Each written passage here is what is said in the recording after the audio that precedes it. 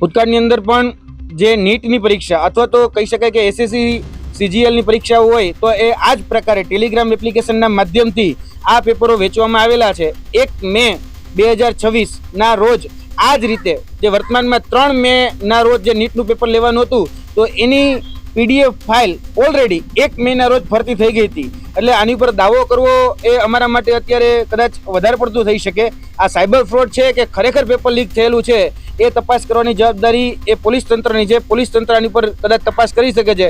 Police તંત્રએ તમને બાંયધરી આપી છે કે મેં એકાઉન્ટ બ્લોક કરી દેશું, પરંતુ જોવા જઈએ તો એક વ્યક્તિ એટલે કે રાઘવ સર કરીને જે વ્યક્તિ છે એને પોતાની 10 અલગ અલગ ટેલિગ્રામ ચેનલો બનાવેલી છે અને 10 અલગ અલગ જે ટેલિગ્રામ ચેનલો છે એના માધ્યમથી આ બધી જ પ્રકારના સ્કેમ અત્યારે ક્યાંક ને ક્યાંક ચાલી રહ્યા છે. એટલે ખરેખર પેપર વેચી રહ્યા છે કે પેપર વેચવાના નામે ઠગાઈ કરી રહ્યા છે કે છેતરપિંડી કરી રહ્યા છે, ખરેખર એ અમારા માટે કેવું અત્યારે કદાચ વ્યાજબી નથી.